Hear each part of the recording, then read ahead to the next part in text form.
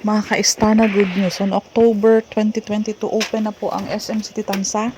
Ang good news dyan. At the moment, kayo ang pinakamalapit sa Istana Tansa na project. Istana Tansa Phase C pre-selling. Ito yung mga before photo nung ongoing construction pa at nagpipintura pa. Ngayon po, andito ako sa Istana Tansa Phase C model house kasi po may pintura na at gawa na ang loob. Bari, babalik-balik lang ako po dito for updates para sa mga buyer natin na nag-aantay ng updates ng construction. Pre-selling kaya no rush po sa paghahanap ng construction update doon sa pinaka-site. Model house pa lang po ito. Ano po? 24 months po kasi ang down payment. So, may timeline naman sa developer. Ito yung 58, model 58, provision for 3 bedrooms kasi mas covered ang carport niya, meaning yung taas ng bahay is mas pinahaba, pinalaki at pinaspacious, kaya provision for 3 bedrooms. Bare type po ang basic finish. Ay, mang turnover natin ito, basic finish lang po. Kayo po ang magpapaganda ng loob ng bahay. Pero yung labas, yung exterior, ganyan na po ang deliverable.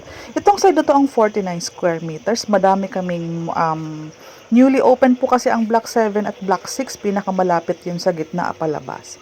Si Model 58 at the moment meron na lang pong 8 units. Yan po si Model 58. Ito siya. Unahin natin to. Makikita mo po, yan po, oh, yan ang expanded paharap. Kaya covered carport na ng kalahati. At yung taas mo is mas pinalaki. Bali, hindi pa po nalilinisan, pero almost patapos na daw po itong model house na ito. Naka steel deck, isang toilet and bath sa baba. Sa taas may toilet and bath din. Ayan po, full toilet and bath. Mataas ang ceiling.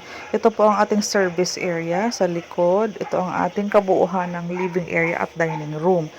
First 3 steps solid, plus ito po pwede malagyan niya ng tiles. Pwede mapaganda ito.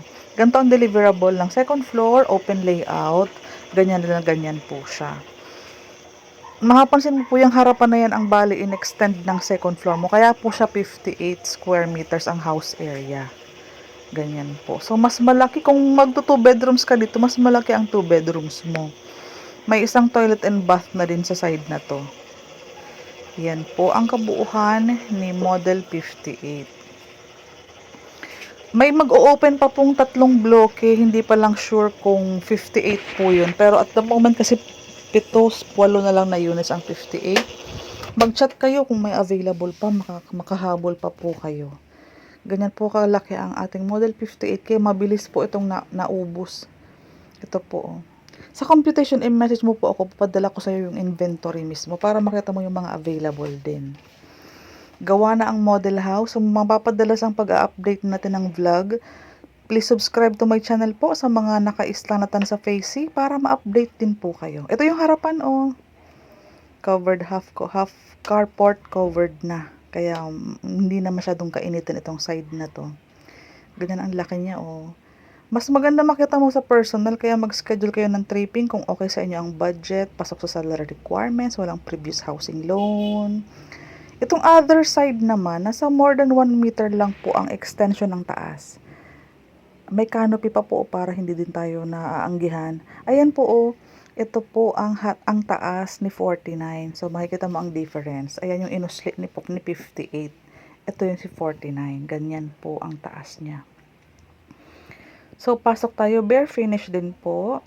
44 square meters po ang lot area. Yung house area niya is 49 square meters. Provision for 2 bedrooms. 1 toilet and bath sa baba. Sa taas, wala. Service area, check. Full toilet and bath sa baba. Kaya mapapansin mo, kung pasok ka po sa 58 squares, 2 CR ka doon. Provision for 3 bedrooms ka pa.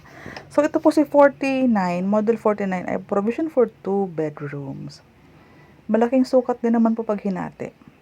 Maliit na ito kung gagawin mong 3, kaya provision for 2 bedrooms po ito. Ganyan po siya kalaki. Ayan po. Yan, 2 hati, 2 bedrooms. Wala pong CR dito po, ano po.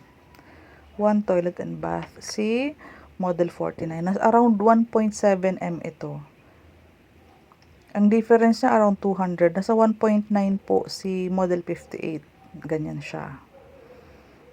Yun yung CR sa baba. Ganyan po si model 49. So, nakita nyo na po ang difference. I-check nyo po yung computation na papadala ko. I-message nyo po ako para ma-print nyo po yung inventory, mapa, at yung computation. Tapos mag-usap tayo sa Messenger para ma-discuss ko sa inyo paano mag-reserve, ano mga kailangan mo nang i-qualify. Dito po pasok sa 48 po pasok diyan po ang 29,000.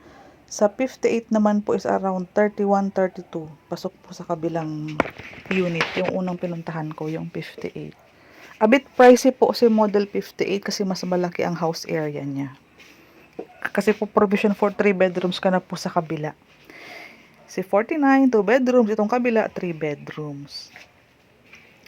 Ulitin mo na lang po mamaya yung vlog para makita nyo ang difference. At mapag-usapan yung mag-asawa or mapag-brainstorming ng family kung alin ang i-preferred nyo pong i-avail.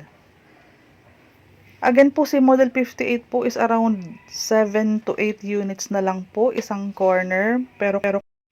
Pero kay Model 49 po, dun sa provision for 2 bedrooms na nasa around 1.7, madami pa po kaming units kasi newly open po ang Block 7 and Block 8. Sa mga bagong buyer po ng House 49, pipili tayo ng mas malapit sa main entrance. Nasa Block 6 po yun. Yun po ang pinakamalapit. So again po, best na investment sa Istana Tansa. Kung paupahan pagdating ng panahon, mas mataas ang upa na magiging bahay ninyo compared sa iba. Kasi po, per location, sobra po. Pwede mo nga pong i-bike yan eh. As in, paglabas ng kalsada, National Road, may bus na dumadaan. Sakay ka ng bus. Sa unahan po, McDo. Yung Jollibee, yung Pure Gold, yung mga bangko. Sobrang lapit po sa major establishment.